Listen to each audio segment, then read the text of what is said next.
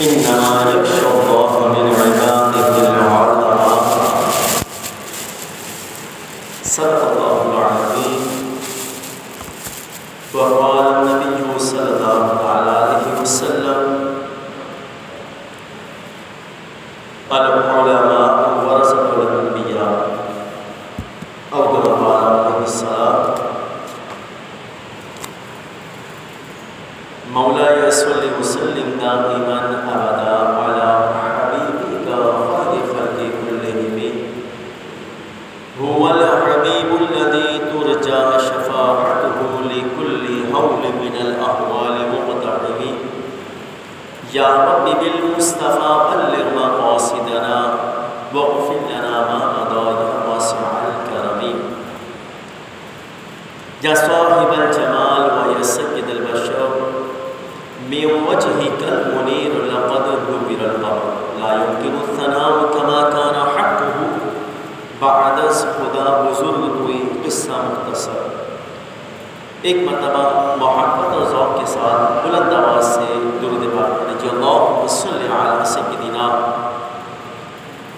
ومولانا محمد معدن الجود والکرم وعلى آلہ وصحبہ وبارک وسلم. اللہم رب اشرح لی صدری ویسر لی امری واحلل عقدۃ من لسانی یفقهوا قولی.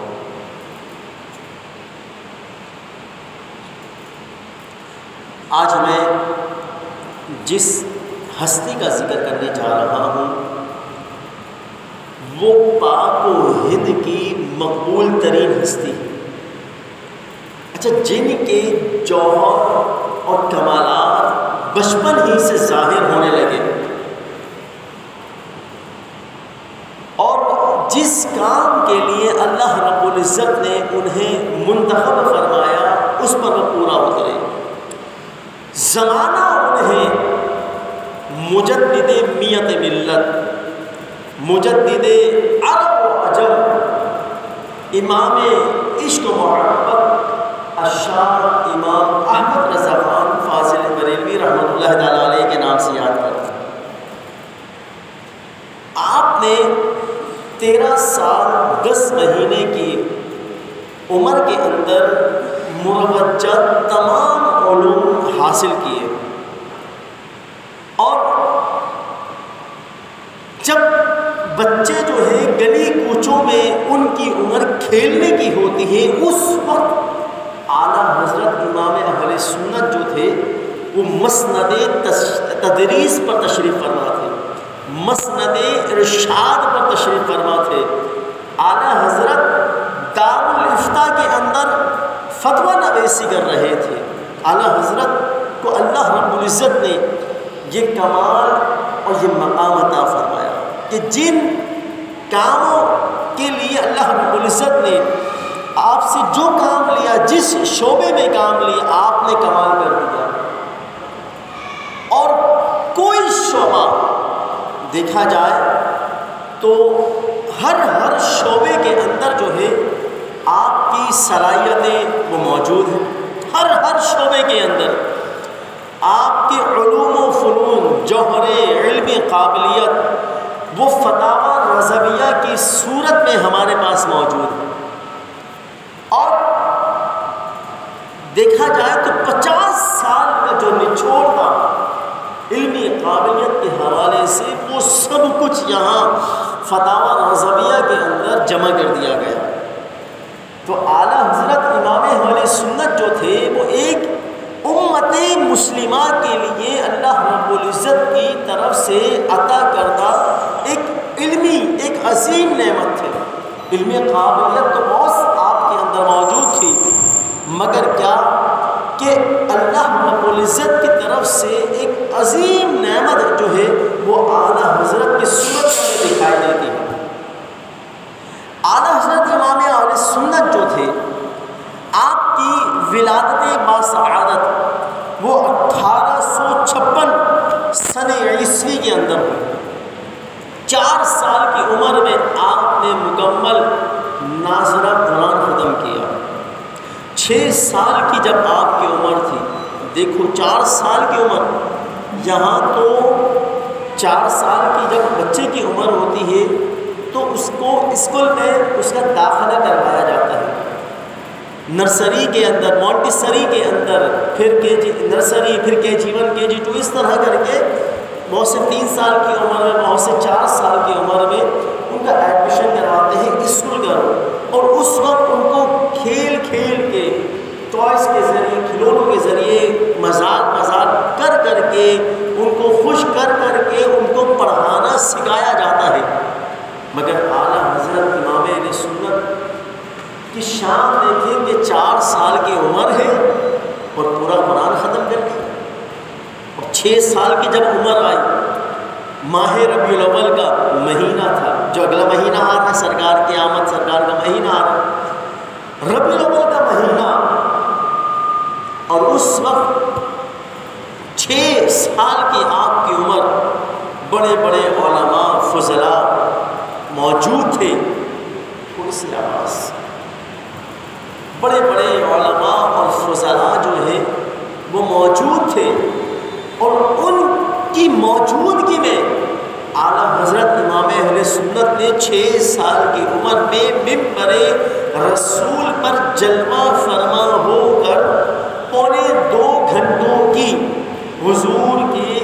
فضیلت اور حضور کے مقام پر، حضور کے میلاد پر 2.25 گھنٹے کی تقریر کی۔ اللہ اکبر، بڑے بڑے علماء کی موجودگی، اور سب بڑے بڑے علماء نے آپ کو داد دی، اور پھر جب 8 سال کی آپ کی عمر ہوئی تو اس وقت آپ نے عربی زبان کے اندر ایک کتاب، نحو، ایک عربی گرامر کے اندر ایک کتاب ہے جو عربی سمجھنے کے لیے، عربی بولنے کے لیے گرامر کے دور میں پڑھائی جاتی ہے، اس کتاب کی آپ نے شرح لکھی عربی کے اندر۔ اور پھر یہاں تک ایک وقت ایسا آیا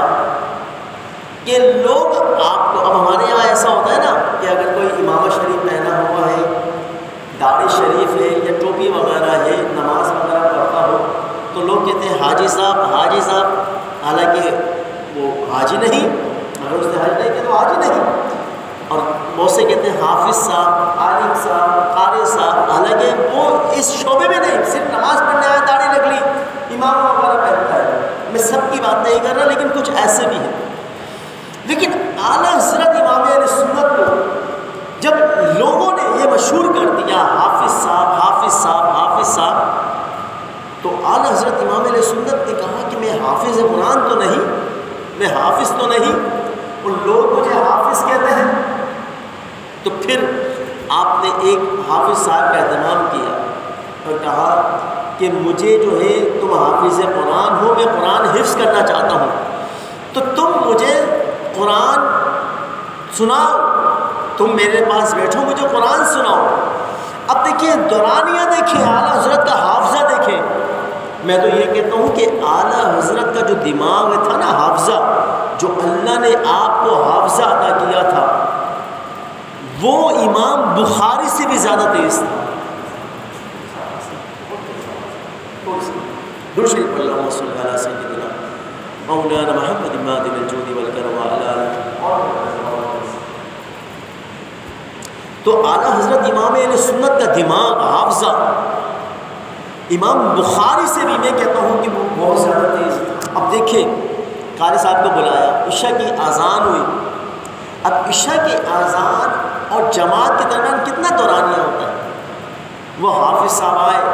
عشاء کی اذان ہو چکی، حافظ صاحب بیٹھ گئے، حافظ صاحب نے قرآن پڑھنا شروع کر دیا، اعلیٰ حضرت سنتے رہے۔ اعلیٰ حضرت نے فرمایا کہ اب نماز عشاء کے بعد مجھ سے سن لینا۔ سمجھ میں آیا نہیں آیا؟ بلند آواز سے کہیں سبحان اللہ۔ بس قاری صاحب نے کہا، قاری صاحب نے قرآن سنایا، نماز کا وقت ہوا، نماز پڑھی، اعلیٰ حضرت فرماتے ہیں قاری صاحب کو کہ نماز کے بعد مجھ سے سن لینا۔ اللہ اکبر، مکمل 1 مہینے میں 30 دن میں اعلیٰ حضرت نے اس طرح قرآن پاک حفظ کر لیا۔ اللہ اکبر، یہ اعلیٰ حضرت کا کمال ہے، اعلیٰ حضرت کی یہ شان ہے۔ امام محمد، ان کے بارے میں آتا ہے کہ انہوں نے 1 ہفتے میں قرآن پاک حفظ کیا۔ امام بخاری بہت ساری حدیثیں سنتے تھے اور ہزاروں کی تعداد میں یاد ہونے کے بعد پھر اسے تحریر فرمائی، مگر اعلیٰ حضرت کی شان یہ کہ اعلیٰ حضرت نے قرآن کو دہرایا نہیں، بس قرآن کو سن کے قرآن کو یاد کر لیا، اور اس طرح قرآن پاک کے حافظ۔ اور پھر 3 سال کی عمر ہے، کتنے سال کی عمر ہے؟ کتنے سال کی؟ 3 سال کی عمر۔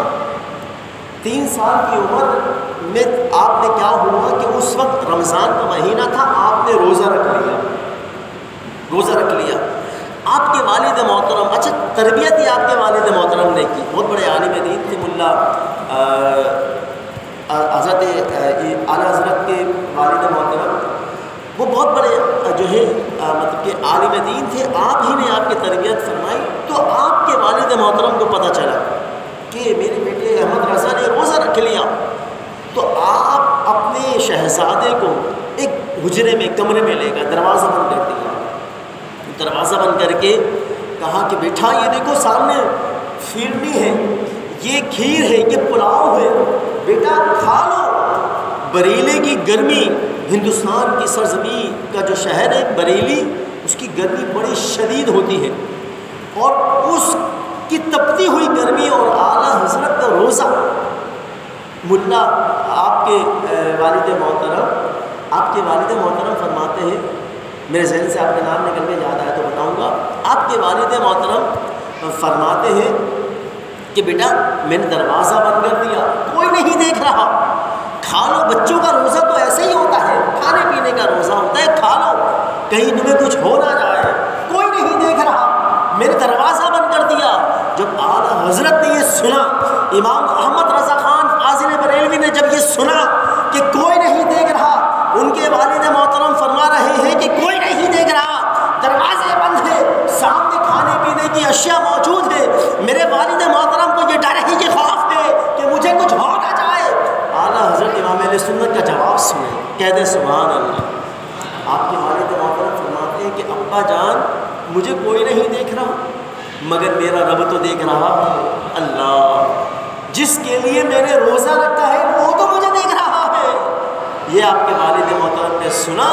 اور آپ کی آنکھوں سے آنسو آ گئے۔ آپ کے والد محترم نے نگاہ ولایت سے آپ کو پہچان لیا کہ یقیناً یہ کوئی معمولی بچہ نہیں، اللہ نے مجھے ایک بہت بڑی نعمت سے نوازا ہے۔ تو آپ کی جو شخصیت تھی وہ ہمہ جہت شخصیت تھی، ہر پہلو شخصیت تھی۔ آپ کی زندگی کے دیکھے جائیں تو بہت سارے گوشے ہیں۔ آپ اعلیٰ حضرت امام اہل سنت جو ہے حافظ قرآن بھی تھے، وہ عالم دین بھی تھے، وہ مفتی بھی تھے، وہ محدث بھی تھے، وہ مفسر بھی تھے، مصنف بھی تھے، اور مجدد بھی تھے، محقق بھی تھے۔ سرکار اعلیٰ حضرت امام اہل سنت کو محدث ہونے پر ناز نہیں تھا، مفسر قرآن ہونے پر ناز نہیں تھا، بلکہ آپ کے اندر جو صفت موجود تھی، جو اللہ رب العزت نے نعمت کو آپ کے اندر پوشیدہ رکھا، جو وصف سے نوازا، وہ یہ کہ اعلیٰ حضرت امام اہل سنت اپنے زمانے کے سب سے بڑے عاشق رسول تھے۔ اللہ اکبر، کیونکہ یہ مہینہ چلے رہا ہے 25 سفر المظفر کو اعلیٰ حضرت امام اہل سنت کا پوری دنیا بھر میں عرس منایا جاتا ہے۔ یہ عشق رسول ہی تھا، اعلیٰ حضرت کے سینے میں جو معجزہ تھا کہ آج دنیا والے آپ سے محبت رکھتے ہیں، آپ سے عقیدت رکھتے ہیں، الفت رکھتے ہیں۔ میں یہ کہتا ہوں کہ اعلیٰ حضرت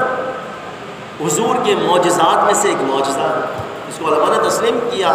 ہاشمی میاں نے یہ بات بیان فرمائی، اور واقعی اعلیٰ حضرت کے ہم پر دیکھے جائیں تو اتنے احسانات ہیں۔ اہل سنت کے آپ امام ہیں، اگر اعلیٰ حضرت نہ ہوتے، ہمارے ہاتھوں میں اعلیٰ حضرت امام اہل سنت کا دامن نہ ہوتا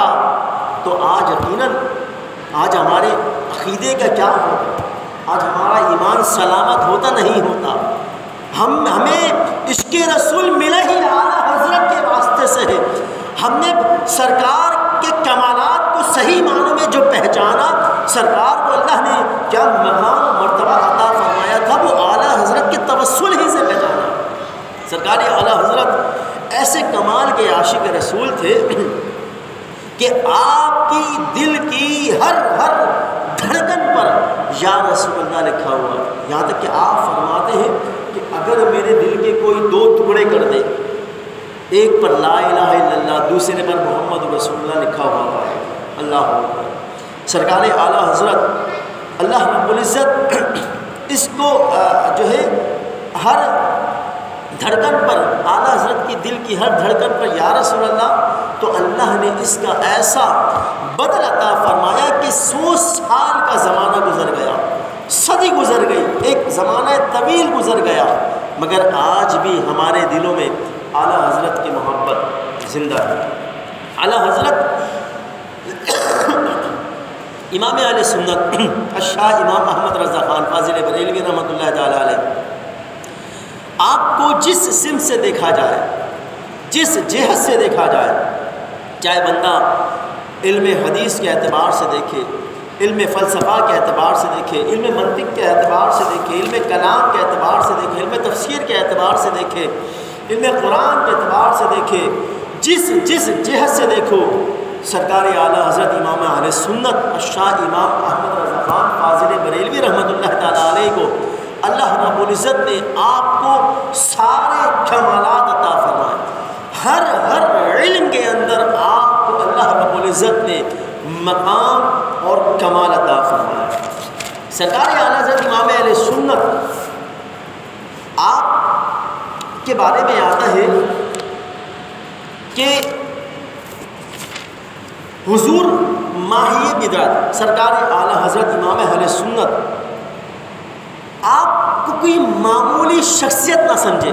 کہ آپ تو معمولی ہیں۔ اچھا، بد مذہب جو ہے، بد عقیدہ جو ہے، وہ آپ کو کفر کی مشین کہتے ہیں کہ بس ان کا کام تھا لوگوں پر، مسلمانوں پر کفر کے فتوے لگانا، حالانکہ ایسا نہیں۔ اعلیٰ حضرت جب اعلیٰ حضرت نے یہ ملاحظہ کیا کہ سرزمین ہند پر آپ واحد تھے، اکیلے تھے، اور جو باطل قوتیں تھیں جنہیں انگریزوں نے خرید لیا تھا ڈالر کے عوض، اور انہیں جو ہے ہر طرح کی عیاشیاں فراہم کی، سہولتیں فراہم کی، ان مسلمانوں نے، ان مولویوں نے، ان ملاؤں نے اپنے ایمان کو بیچ دیا اس دنیا کے حرص و طمع میں، اس دنیا کی لالچ میں۔ تو اس وقت سرزمین ہند پر اعلیٰ حضرت اکیلے تھے، واحد تھے، اور اعلیٰ حضرت سے کوئی سامنا کرنے کے لیے تیار نہیں تھا۔ اعلیٰ حضرت نے سرزمین ہند پر بیٹھ کر دودھ کا دودھ اور پانی کا پانی کیا۔ جب سرکار کی ذات پر حملے ہونے لگے، جب یہ کہا جانے لگا کہ حضور مختار کل نہیں ہے، جب یہ کہا جانے لگا کہ حضور کو علم غیب نہیں، حضور کو دیوار کے پیچھے کا علم نہیں، نعوذ باللہ، معاذ اللہ، نقل کفر نہ باشد، جب حضور کے علم کو گدھے گھوڑے جانوروں سے بدتر کہا جانے لگا، نعوذ باللہ،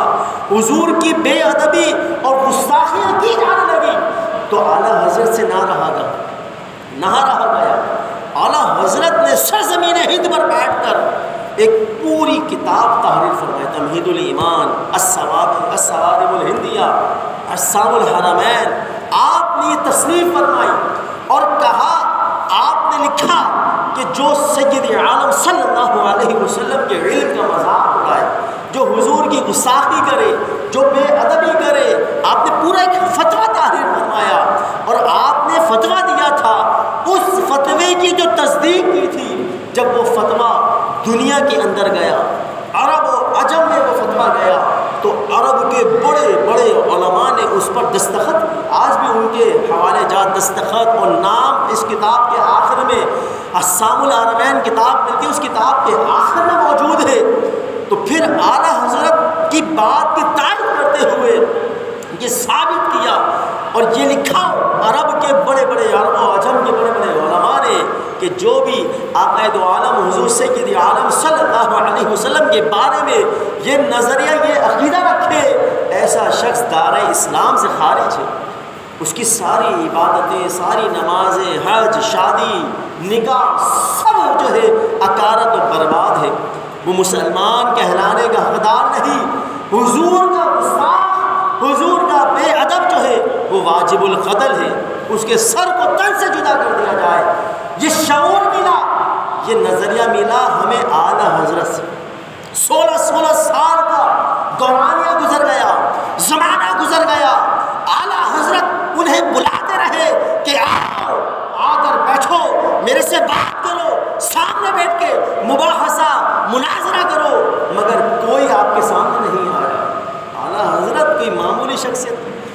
کوئی نہیں ٹکتا تھا، علم کے پہاڑ تھے، علم کے پہاڑ، یہ تشبیہ دے رہا ہوں، بلکہ پہاڑ بھی آپ کے علم کے آگے کچھ نہیں۔ اللہ نے ایسا علم عطا فرمایا تھا، وہ علم دیکھنا ہے تو فتاوی رضویہ کی صورت میں آپ دیکھ لو، ہدایت بخشش عشق رسول کا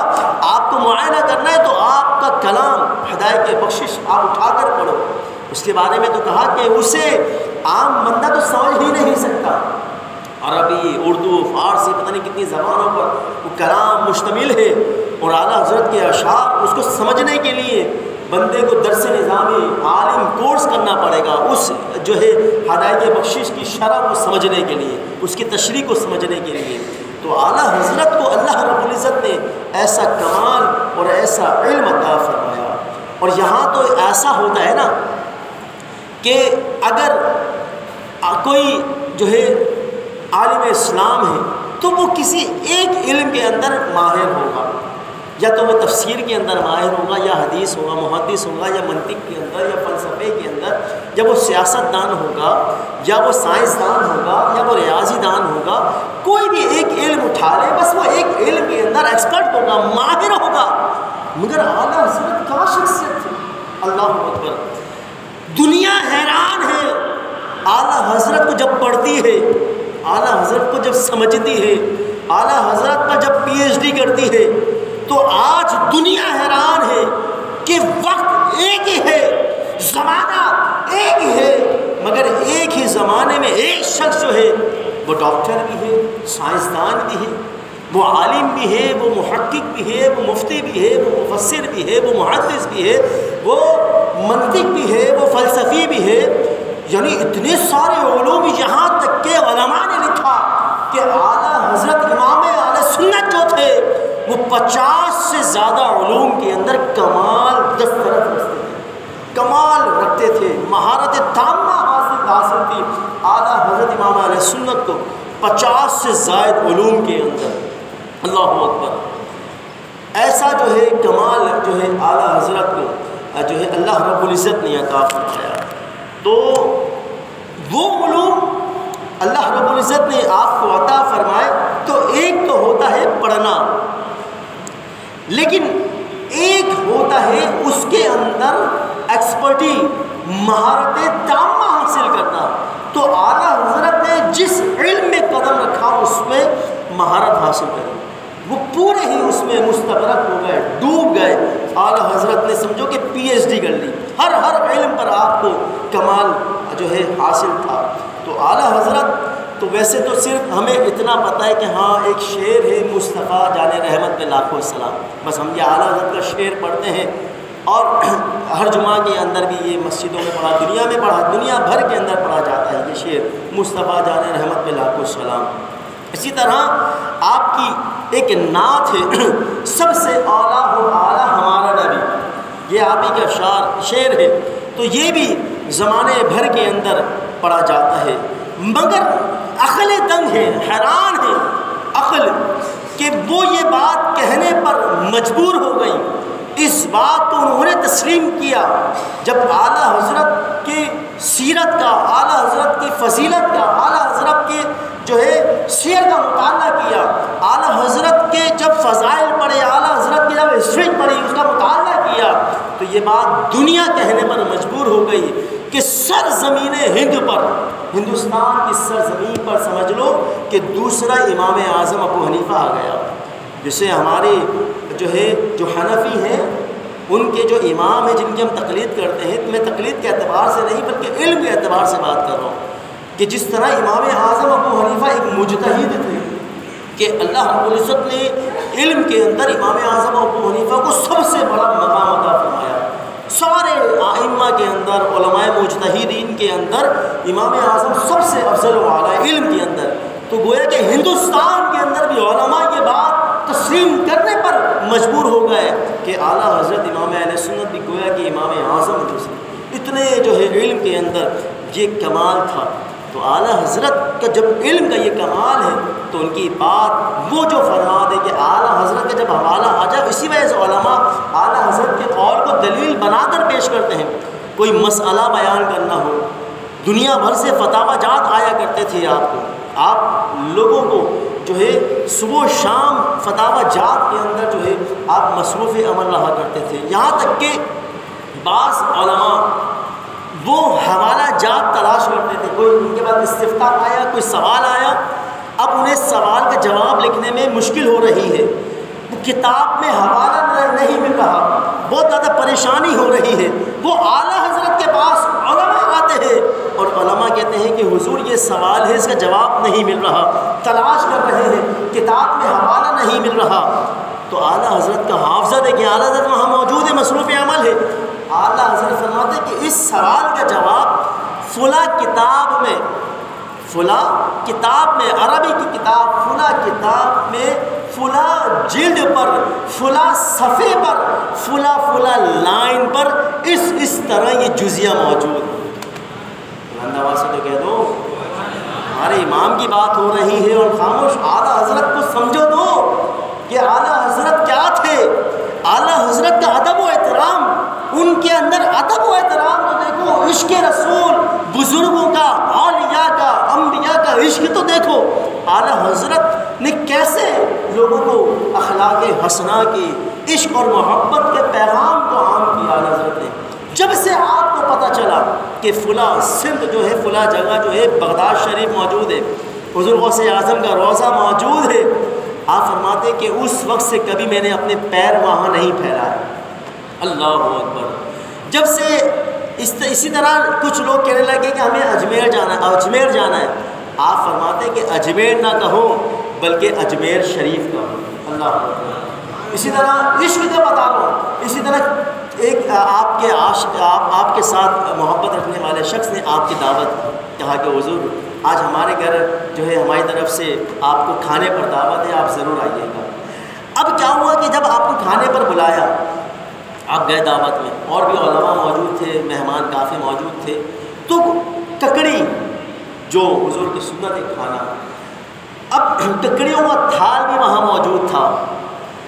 اور اعلیٰ حضرت نے ککڑی کی ایک کاش لی، اسے تناول کیا۔ اب وہ وہاں موجود ہے، اب اور بھی لوگ موجود تھے، تو آپ نے وہ جتنی بھی ککڑیاں وہاں موجود تھی، آپ نے وہ ساری تناول کر دی۔ اب وہ ساری جو ہے ککڑی جو ہے آپ نے تناول فرما لی، سب کھا گئے۔ لوگوں نے کہا حضرت آپ نے ہمارے لیے نہیں چھوڑا اور آپ سب کھا گئے۔ کہا کہ میں کیسے چھوڑتا، کیونکہ جب میں نے ایک ککڑی کھائی تو وہ کڑوی تھی، دوسری کھائی وہ بھی کڑوی تھی، تیسری کھائی وہ بھی کڑوی، تو میں نے یہ گوارا نہیں کیا، میں نے یہ تسلیم نہیں کیا کہ ککڑی کھانا تو حضور کی سنت ہے۔ اگر آپ لوگوں میں سے کوئی ککڑی کھاتا اور وہ کڑواہٹ منہ کے اندر محسوس کرتا تو وہ حضور کی سنت کو کہتا تھو کڑوی ہے، عیب نکالتا، نقص نکالتا، تو مجھ سے یہ گوارا نہیں ہوا، میں ساری ہی تناول کر گیا۔ اللہ اکبر۔ یہ محبت تھی حضور کی سنت سے، ایسی محبت ہے تو حضور سے کیسی محبت ہوگی۔ اسی طرح حضور کی آل کا ادب و احترام کیا کرتے تھے۔ اللہ اکبر۔ ایک مرتبہ آپ پالکی کے اندر، ڈولی کے اندر جو ہے آپ سفر کیا کرتے تھے، تو 4 مزدور وہ آپ کو اٹھا کر جو ہے لے کر جا رہے تھے، جو اجرت پر معمول تھے، تو آپ پالکی کے اندر موجود تھے، آپ جو ہے 4 شخص جو ہے وہ اپنے کندھے پر اعلیٰ حضرت کو لے کر جا رہے تھے، سفر کروا رہے تھے، تو اعلیٰ حضرت کو ایک خوشبو محسوس ہوئی، تو اعلیٰ حضرت نے حکم دیا پالکی روک دو، پالکی روک دو۔ جب پالکی کو روکا گیا تو اعلیٰ حضرت باہر نکلے۔ اعلیٰ حضرت امام علیہ سنت نے فرمایا کہ تم 4 میں سے سچ بتا دو کہ تم میں سید زادہ کون ہے۔ اللہ اکبر۔ سید زادہ کون ہے؟ خاموش، 4 خاموش۔ انہوں نے کہا کہ تمہیں میں آقا دو عالم حضور سید عالم کا واسطہ دیتا ہوں کہ بتا دو کہ تم میں آل رسول کون ہے۔ ایک شخص نے آگے بڑھ کے کہا کہ حضور میں آل رسول ہوں۔ اعلیٰ حضرت اتنے بڑے وقت کے امام، اتنے ہندوستان میں بریلی کے پاک و ہند کے اتنے بڑے عالم، اعلیٰ حضرت نے اپنی دستار اتار کر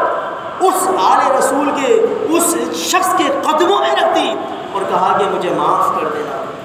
مجھے معاف کر دینا، مجھ سے غلطی ہو گئی، کہیں ایسا نہ ہو کہ محشر کے روز لوگ تو مجھے اتنا جو ہے بڑا سمجھتے ہیں مگر میں اتنا نہیں۔ یہ عاجزی کے ساری دیکھیں، فرماتے ہیں کہ مجھے معاف کر دو، مجھے نہیں پتا تھا کہ تم آل رسول ہو، تم حضور کی آل ہو، تم سید زادے ہو، تم آل رسول ہو، مجھے معاف کر دینا۔ اگر تم نے مجھے معاف نہیں کیا تو کہیں ایسا نہ ہو کہ محشر کے روز جب میں جا رہا ہوں تو حضور مجھے کہہ دیں کہ احمد رضا کہ تمہیں ہماری ہی اولاد ملی تھی، ان کے کندھے ہی استعمال کرنے کے لیے تمہیں جو ہے ان کے کندھے استعمال کرنے کے لیے ہماری ہی اولاد ملی تھی، تو پھر اس شخص سے معافی تلافی اور پھر قربان جائیں، کہہ دیں سبحان اللہ۔ اعلیٰ حضرت نے فرمایا آپ نے مجھے معاف کر دیا، اب میں تب سمجھوں گا کہ آپ نے مجھے معاف کیا اس وقت جب آپ پالکی کے اندر بیٹھے اور میں آپ کو اپنے کندھوں پر اٹھا کر لے کے جاؤں۔ اللہ اکبر، ایسا جو ہے سید زادوں کا آداب و احترام کیا کرتے تھے۔ اعلیٰ حضرت اتنی جو ہے دفاع مصطفیٰ میں حضور علیہ الصلوۃ والسلام کے جو گستاخ تھے، بے ادب تھے، ان کا رد کرنے میں، ان سے مقابلہ کرنے میں، علمی مقابلہ کرنے میں اعلیٰ حضرت صبح و شام مصروف عمل رہا کرتے تھے۔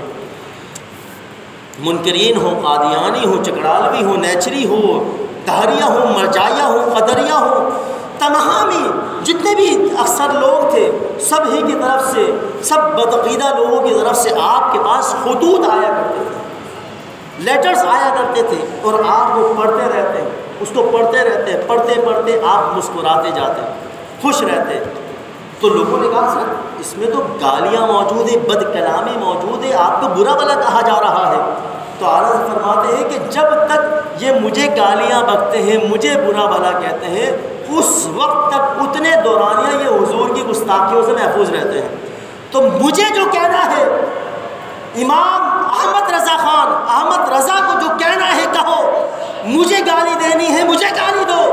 مجھ سے بد کلامی کرنی ہے مجھ سے بد کلامی کرو، مگر میرے آقا کو کچھ نہ کہو، میرے آقا کو کچھ نہ کہو۔ عشق و محبت کا یہ حال تھا، اور عشق و محبت کا اندازہ بھی یہاں سے لگا، ایک ہدایت بخشش۔ دوسرا یہ کہ جب آپ کے شہزادے ہوئے، دو بیٹے اللہ نے آپ کو عطا فرمائے تھے، تو آپ نے دونوں کا نام حضور کے نام پر رکھا، کبھی حدیث کو بے وضو نہیں پڑھا، بے وضو نہیں چھوا، اور سنتوں کے آئینہ دار تھے، سنتوں کے پابند تھے، اور کبھی آپ نے نماز کو ضائع نہیں کیا، کبھی آپ نے نماز کو ترک نہیں کیا۔ ایک مرتبہ ایسا ہوا کہ آپ سفر میں تھے، اب آپ کی کرامت بھی دیکھیں، آپ سفر میں تھے اور وقت ہو چکا تھا نماز کا، آپ نے جماعت کھڑی کر دی۔ اب ٹرین میں تو یہ ہوتا ہے کہ ریل گاڑی اب کب چل جائے، جماعت وغیرہ، یہ وہ ایک رعایت دی ہے شریعت نے، لیکن اعلیٰ حضرت کی شان دیکھیں کہ کہا کہ نماز کا وقت ہو گیا، آپ نے جماعت کھڑی کر دی۔ اب جب جماعت کھڑی کری، وہاں ٹرین کا باجا بجنا شروع ہو گیا کہ اب ٹرین چلنے والی ہے، ٹرین چلنے والی ہے۔ اب ٹرین والا جو ڈرائیور ہے وہ کوشش کر رہا ہے، وہ کوشش میں مصروف ہے، مگر کیا کہ ٹرین چلنے کا نام تک نہیں لے رہی، ٹرین چلتی پٹری سے اتر جاتی، ٹرین چلتی پٹری سے اتر جاتی، لوگ حیران، یہ اعلیٰ حضرت کی کرامت بہت مشہور ہوئی تھی، لوگ پریشان۔ تو پھر لوگوں نے غور کیا کہ ہاں اللہ کا نیک بندہ وہاں نماز پڑھ رہا ہے، شاید اس کی وجہ سے ٹرین آگے نہیں بڑھ رہی۔ اللہ، پھر اعلیٰ حضرت ٹرین میں بیٹھے، ٹرین چلتی۔ اسی طرح ایک اور واقعہ بڑا پیارا، دیکھیں حضور کی باتوں پر، حضور کے ہم تو تذبذب کے، شکوک و شبہات کے جو ہے شکار ہو جاتے نا، لیکن اعلیٰ حضرت آپ ایک مرتبہ کشتی میں، جہاز جو پانی کا جہاز ہوتا ہے اس میں جو ہے سفر کر رہے تھے، حج کے لیے جا رہے تھے۔ اب آپ کی والدہ بھی آپ کے ساتھ تھی، تو اب حضور کی سنتوں اور حضور سے محبت اور حضور سے قرب کا عالم دیکھیں کہ اعلیٰ حضرت امام علیہ سنت کی والدہ موجود، سفر حج ہے، تو وہاں کیپٹن، کپتان جو ہے یہ اعلان کرتا ہے کہ اب سمندری طوفان جو ہے وہ آ گیا ہے اور جہاز جو ہے اب ہمارا غرق ہو سکتا ہے، ہمارا سفر جو ہے وہ اب برباد ہو سکتا ہے، خراب ہو سکتا ہے، اب لہٰذا آپ توبہ و استغفار کیجیے، کچھ بھی ہو سکتا ہے۔ سمندری طوفان آ گیا، مگر اعلیٰ حضرت سب خوف زدہ تھے، سب پریشان تھے، یہاں تک کہ آپ کی والدہ بھی پریشان، مگر اعلیٰ حضرت خوش، اعلیٰ حضرت کے چہرے پر خوشی کے اثر، کوئی غم کے آثار نہیں۔ آپ کی والدہ نے فرمایا کہ احمد رضا تمہیں کوئی جو ہے پشیمانی نہیں، تمہیں کوئی ندامت نہیں، تمہیں کچھ گھبراہٹ اور خوف نہیں؟ کہا کہ ماں مجھے کیسے کوئی ڈر خوف ہوگا، کیوں؟ اس وجہ سے کہ ہمارے جہاز کو کچھ نہیں ہو سکتا، کیوں؟ کیونکہ میں نے میرے آقا حضور سید عالم صلی اللہ علیہ وسلم نے فرمایا ہے کہ جو سفر کرتے وقت سفر کی دعا پڑھے وہ اپنی منزل پر خیر و عافیت کے ساتھ پہنچ جائے گا۔ تو لہٰذا میں نے سفر کی دعا پڑھ لی ہے، اماں جان ہمیں کچھ نہیں ہوگا۔ تو آپ فرماتے ہیں کہ طوفان ٹل گیا، طوفان ٹل گیا، کچھ بھی نہیں ہوا، اور بخیر و عافیت جو ہے سفر آپ کے جو ہے کنارے پر پہنچا۔ تو یہ اعلیٰ حضرت کا یہ نظریہ تھا، یہ تعلیم بھی ہے اعلیٰ حضرت امام اہل سنت کو۔ تو آپ نے یہ جو ہے پہچان آپ نے لوگوں کے ذہن میں یہ باتیں بسا دی کہ بس یہ کہو اور اس بات پر پورا اتر جاؤ کہ انہیں جانا، انہیں مانا، بلند آواز سے کہیں، انہیں جانا، انہیں مانا، نہ رکھا غیر سے کام، للہ الحمد میں دنیا سے مسلمان ہوں۔ حضور کے ہو جاؤ، اپنے دلوں میں حضور کی محبت کو بڑھا لو، حضور سے سچے عشق کرنے والے ہو جاؤ، حضور کی سنتوں پر عمل کرنے والے ہو جاؤ، حضور کے احکامات پر عمل کرنے والے ہو جاؤ، جن باتوں کا حکم دیا اس کو تسلیم کرنے اور جن باتوں سے منع کیا اس سے بچنے والے ہو جاؤ، حضور کے سچے غلام بن جاؤ، انشاءاللہ بیڑا پار ہے۔ آخر میں ایک بات بہت میں ضروری سمجھتا ہوں کہ میں اس بات کو کہوں، بس یہ بات بیان کر کے میں اپنے لیکچر کو ختم کروں گا، وہ یہ کہ اعلیٰ حضرت نے بڑا کام کیا، مگر جب بات آئی کہ صدر الشریعہ بارہ شریعت کے جو مصنف ہیں امجد علی اعظمی رحمۃ اللہ تعالیٰ علیہ، تو آپ نے فرمایا کہ یا سیدی آپ کے پیر و مرشد بھی تھے، یا مرشدی آپ نے بہت سارے جو ہے کام کیے، مگر ہم نے ایک کام نہیں کیا، وہ یہ کہ ہم نے قرآن پاک کا ترجمہ نہیں لکھا۔ تو اعلیٰ نے فرمایا کہ اب تو وقت نہیں، ٹائم نہیں، تو اب ترجمہ کیسے؟ تو صدر الشریعہ، ابھی ترجمہ قرآن کنز الایمان ہے نا، یہ اعلیٰ حضرت کے ہاتھ کا لکھا ہوا نہیں بلکہ صدر الشریعہ کا لکھا ہوا ہے، مگر آپ قربان جائیں امام اہل سنت پر، اعلیٰ حضرت کی شان اور عظمت پر اور علمی مقام پر کہ اعلیٰ حضرت تو اللہ نے کیا کمال عطا فرمایا تھا۔ تو اعلیٰ حضرت صدر الشریعہ آپ فرماتے ہیں کہ میں قرآن عربی میں پڑھتا جاتا، اعلیٰ حضرت بیٹھے بیٹھے ترجمہ کرتے جاتے، میں لکھتا جاتا۔ اللہ اکبر، پورا قرآن پاک، اور کیسے کیسے آپ پڑھیں تو عقل دار لے جائیں گے، کیونکہ قرآن پاک میں بعض الفاظ ایسے ہیں کہ اگر اس کا لفظی ترجمہ کر دیا جائے نا، اور وہ جو ہے کس معنی کے اندر ہے، سیاق و سباق سب کچھ دیکھا جاتا ہے، تو گمراہ ہو جانے کا خطرہ ہے۔ جیسے کہ میں آپ کو مثال سے سمجھاؤں گا، تو اعلیٰ حضرت کا ترجمہ قرآن میں یہ کہتا ہوں کہ ہر گھر کے اندر یہ ہونا چاہیے، کیونکہ بد مذہبوں کے تراجم بھی دیکھے گئے گھروں کے اندر، اشرف علی تھانوی دیگر لوگ جو ہیں ان کے ترجمہ قرآن گھروں میں موجود ہیں، اور آپ اسے پڑھیں بہت فرق نظر آئے گا۔ آپ اس شخص کا قرآن پڑھیں اور اعلیٰ حضرت کا ترجمہ پڑھیں، آپ کو بڑا فرق نظر آئے گا۔ آئے میں فرق بتاتا ہوں، ایک نے ترجمہ کیا بسم اللہ الرحمن الرحیم، ترجمہ کیا، دوسرے نے شروع کرتا ہوں اللہ کے نام سے۔ اعلیٰ حضرت فرماتے ہیں کہ آپ نے اللہ کا نام لانے سے پہلے ہی لفظ شروع لے کر آ گئے، اس طرح کا ہو کہ اللہ کے نام سے شروع جو نہایت مہربان رحم والا، تو اللہ کو پہلے، اسی طرح اہدنا الصراط المستقیم۔ اب دوسروں نے ترجمہ کیا بد مذہبوں نے کہ ہمیں سیدھا راستہ بتلا، تو اعلیٰ حضرت فرماتے ہیں ہمیں راستہ تو پتہ، ہم دعا کریں اہدنا الصراط المستقیم، ہمیں سیدھے راستے پر قائم رکھ، سیدھے راستے پر چلا، استقامت عطا فرما۔ اسی طرح آپ یہ دیکھیں ایک ترجمہ، وہ یہ کہ اِنَّا فَتَحْنَا لَكَ فَتْحًا مُبِينًا، سورہ فتح کے بالکل شروع میں یہ آیت کریمہ موجود ہے 27वें पारे के अंदर इन्ना फ़तहना लका फ़तहम मुबीना लियग़फ़िरा लका अल्लाहु मा तक़द्दम मिन ज़ंबिका व मा तअख़्ख़र। अब यहाँ बात हो रही है फ़तह मक्का की और खिताब अल्लाह कर रहा है रसूल से, अपने महबूब से। तो अब दूसरे जो थे वो भटक गए, उन्होंने तर्जमा किया कि बेशक हमने आपको फ़तह दी, लियग़फ़िरा लका अल्लाहु मा तक़द्दम मिन ज़ंबिका व मा तअख़्ख़र। महबूब आपको फ़तह, ए मोहम्मद फ़तह हमने आपको इस वजह से दी ताकि अल्लाह आपके अगले और पिछले गुनाह बख्शे। नाउज़ुबिल्लाह, नबी तो मासूम होता है, नबी से गुनाह का सुदूर तो बहुत दूर की बात, गुनाह का तसव्वुर नहीं हो सकता। कुर्बान जाए आला हज़रत इमाम अहले सुन्नत पर।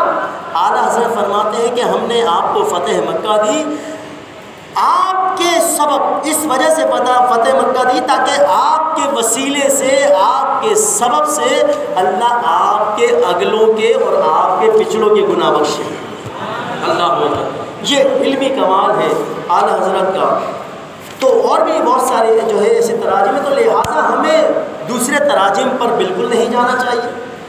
सिर्फ कंजुल ईमान, तर्जुमा कुरान कंजुल ईमान, उसे पढ़ें और हमें पढ़ना चाहिए। नहीं आता तो पढ़ना सीखें, पढ़ने की कोई उम्र नहीं, और रोज़ाना 1 आयत 2 आयत ज़रूर पढ़ें तर्जुमा कुरान कंजुल ईमान से, उसका तर्जुमा भी पढ़ें, उसकी तफसीर भी पढ़ें। और आपकी मसाजिद में जो दरस कुरान की महफिल होती है उसमें भी अगर शिरकत करें तो बहुत कुछ सीखने को मिलता है। तो आला हज़रत ये जो है अल्लाह रब्बुल इज़्ज़त ने आपको ऐसा कमाल और ऐसा जो है तसव्वुर अता फरमाया था, और ये हिस्सा ये हमारे